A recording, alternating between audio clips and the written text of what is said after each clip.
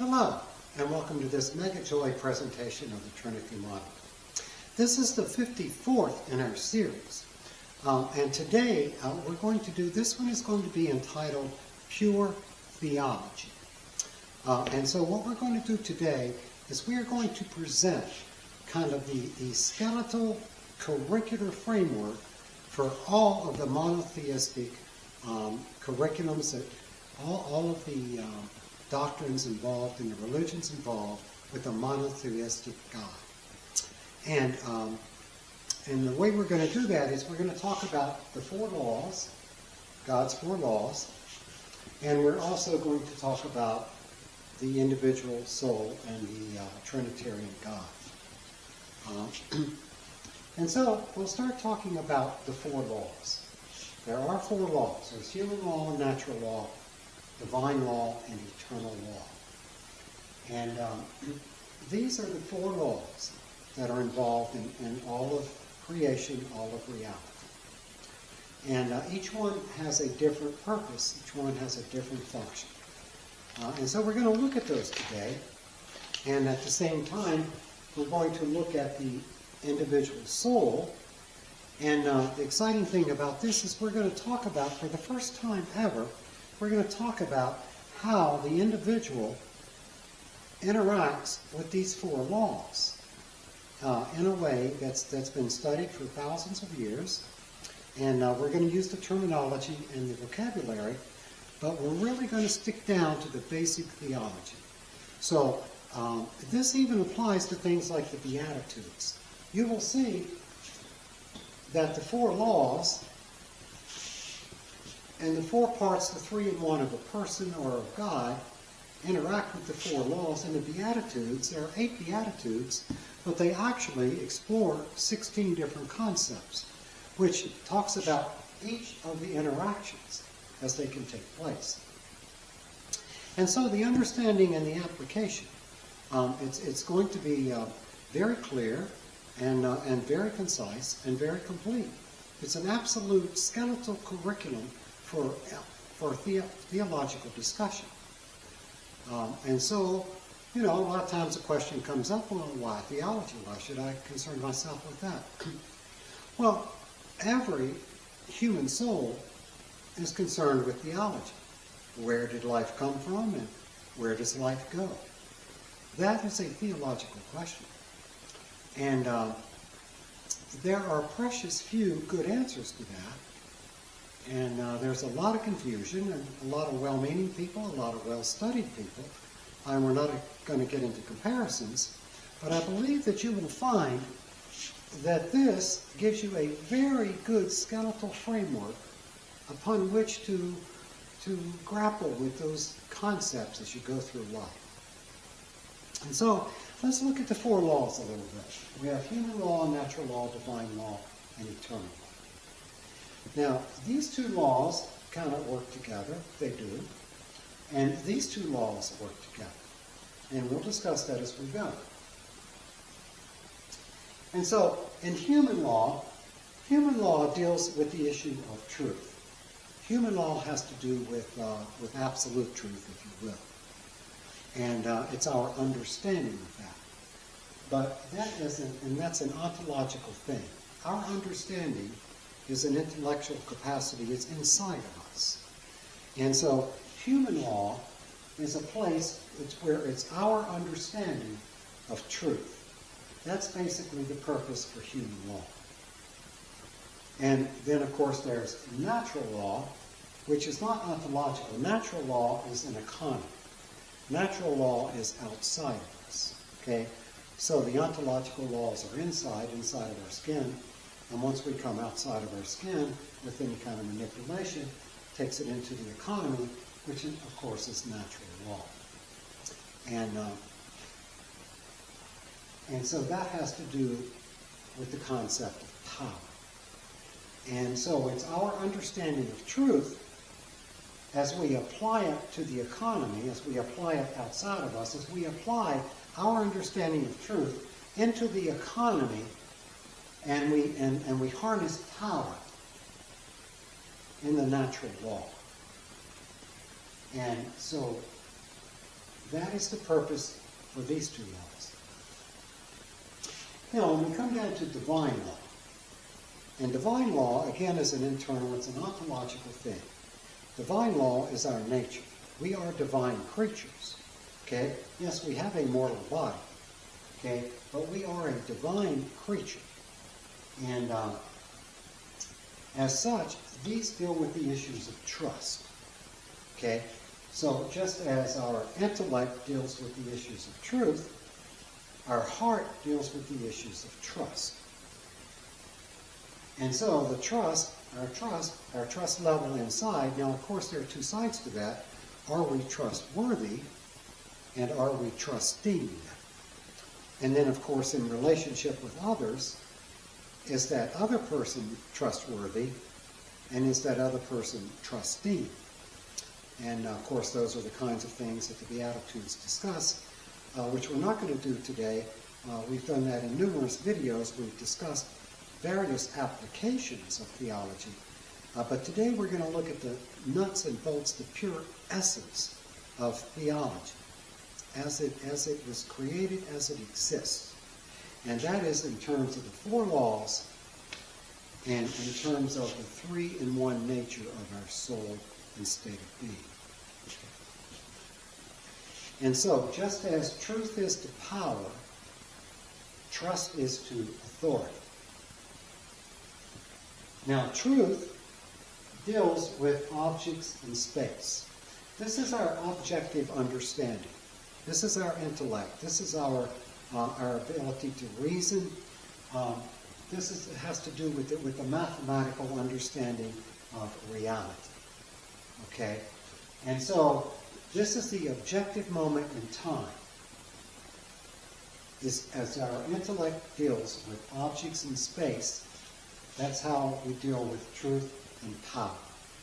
Okay? That's how we deal with the human law and the natural law. What is our understanding of truth? How do we apply that truth in the environment? And that is how we harness power. And so that's our objective moment in space.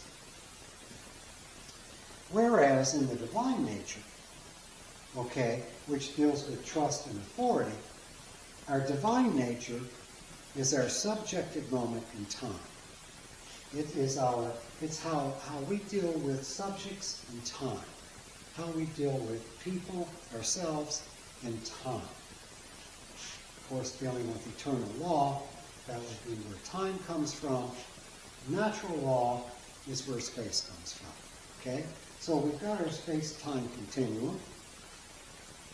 It's part of reality. It's worthy of discussion. Okay, and this is how it meshes out.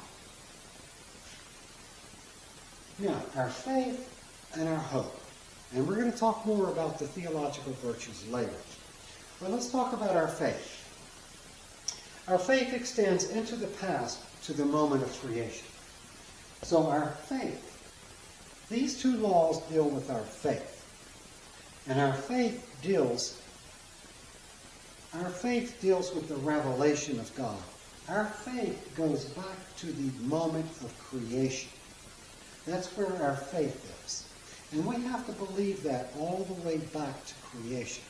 We have to believe that God created the heavens and the earth.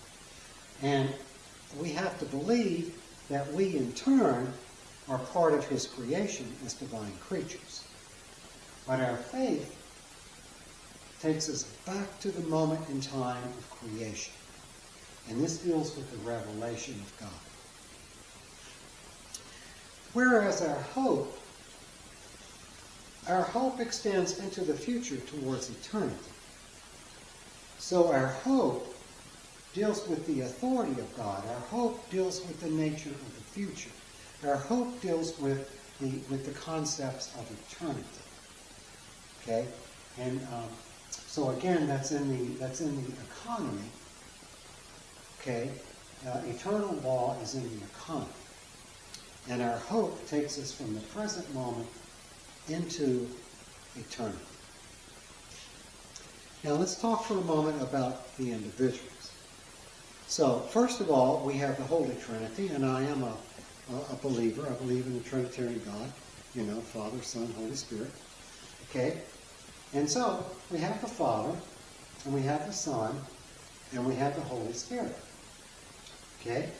And those are the three.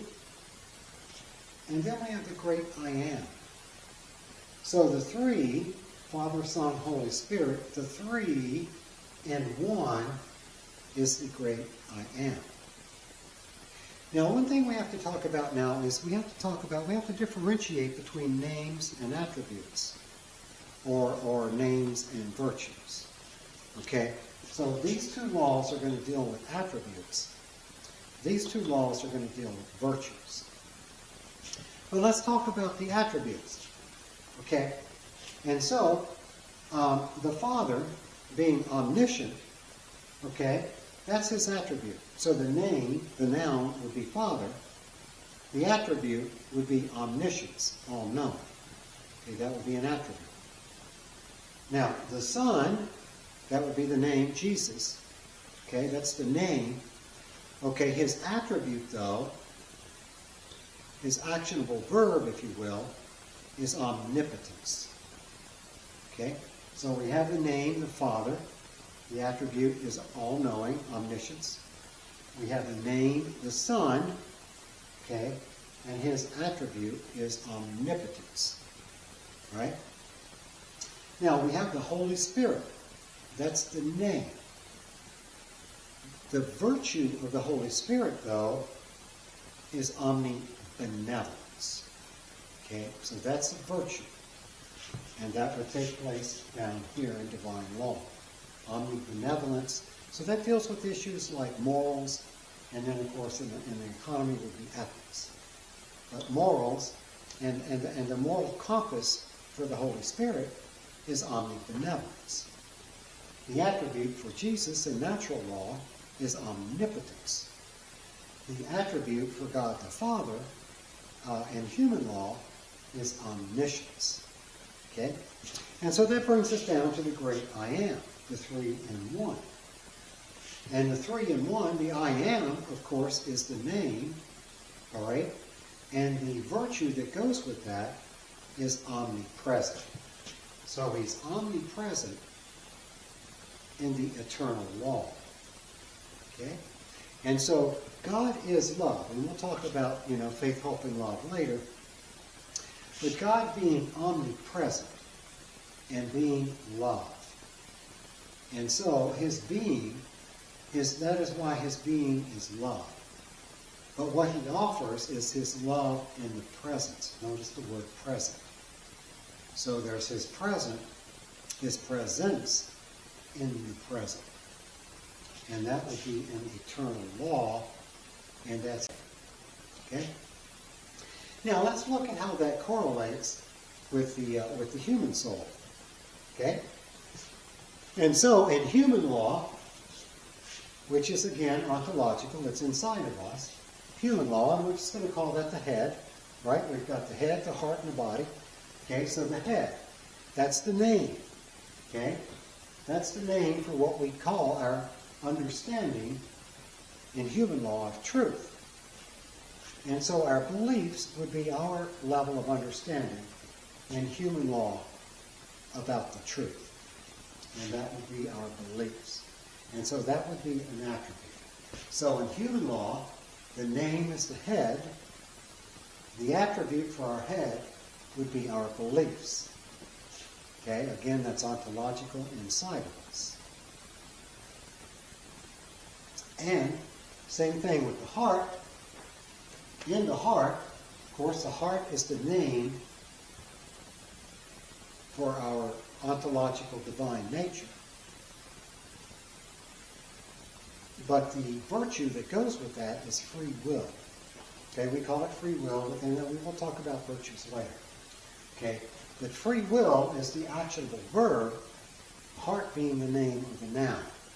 Heart is the name of our ontological part in divine law. Heart's what we call it. Okay, but the virtue of free will is that's its expression. Okay, so free will is how we express our morals into the environment. And so now we come down to, we have In natural law, we have the body. We have our body. That's in the natural law. And just as there was Jesus here, Son of Man, okay? He was in the natural law as Jesus. And of course, he was omnipotent. And so natural law, in the economy, our body. However, in eternal law is our state of being. So you can think of these three things, our head, our heart, our body, okay, as making up one soul. The expression of our soul would be our state of being. Okay, so we have these three components, our head, our heart, and our body. And that makes up one soul, but how we express that. So we have a soul, we have a name. My name is Keith. Okay, and that would be the name of my soul. All right? But how do I express my soul? What is my state of being? Okay? And my state of being is where I exist in terms of authority. My state by expression, my soul's expression into the economy. So my soul is internal, but once I express it, that would be my state of being. And that's when I go from an internal ontological state into an expression, into the economy, and that would be my state of being. And so that's where we relate, is our state of being. And so we are going to take a look at this. This might be a good time to talk about the definition that we have come up with for death. The definition that we have is death is that moment in time when you transition from a state of attributes, okay, a state of attributes in space, a state of attributes in natural law, into a state of being in eternal law. Okay? So death is that point when we transition from attributes into a state of being. So when we transition from attributes in our body to a state of being into eternal law. And so now we're going to take a look at how the soul, the individual soul, interacts with the four laws. And this is the first time, this is the only time, this is the only, thus far, the only presentation that integrates these two things. And as we go through, and we're going to itemize these. We're going to go through individually, and we're going to build upon this curricular structure for theology. And any monotheistic religion or presentation has as this is really the skeletal structure for that curriculum. And having this as an understanding can help you present your concepts, whether you're presenting hope, or you're presenting faith, or you're talking about, truth, goodness and beauty. Regardless of what you're talking about, you can tie it into the laws, and you can tie it into the components of the individual. And because if you mention love to 100 people, there are going to be 100 different definitions for love. And the thing is you really want to understand what is the concept involved with love. Not the personal expression at one point in time. Because when it's just personal expressions at one point in time, we really are not being connected. Okay? And these are the concepts. And so one thing I would like to emphasize here is to focus on the concepts involved rather than some interpretation of our meaning for a particular word. So we're not really involved with the words as much as we are with the concepts. So let's develop these one at a time. And so let's talk about, we're going to talk about the four laws. So let's develop the four laws. So we have human law, natural law, divine law, and eternal law.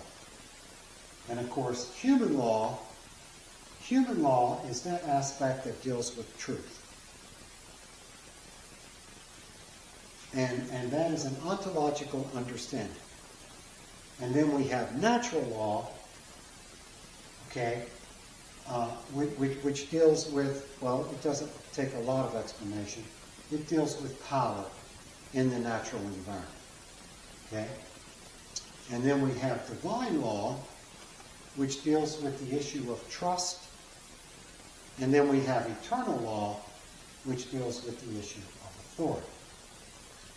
And so, truth is to power as trust is to authority. Okay?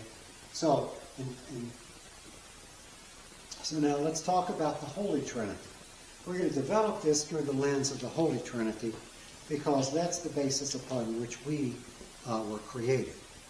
We were created in God's image.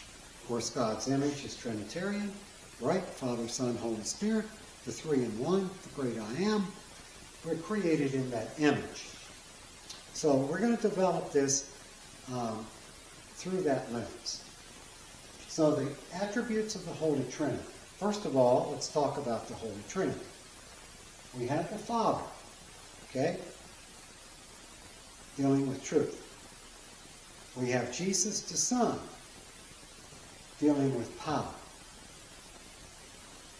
We have the Holy Spirit, dealing with the issues of trust. And we have the great I Am, dealing with the issue of authority.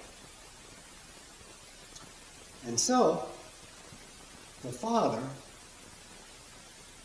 the name, has the attribute of omniscience.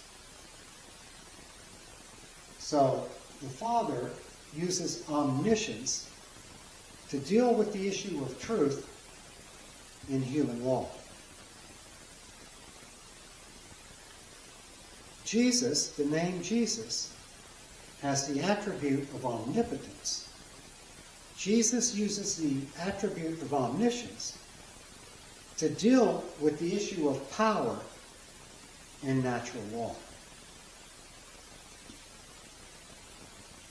The Holy Spirit is the name.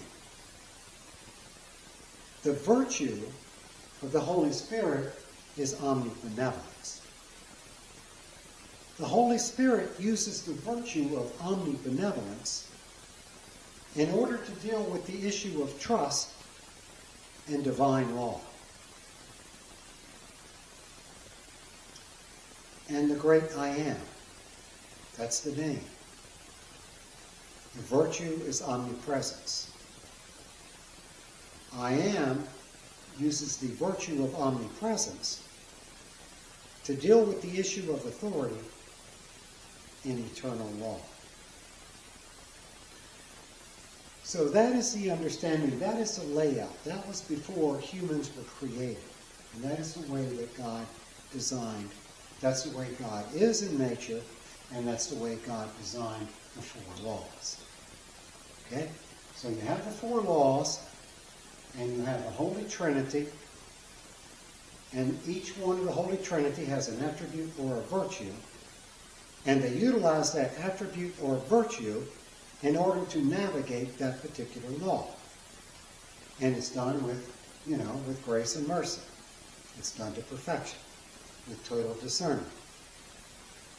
Now, let's look at how we line up with that.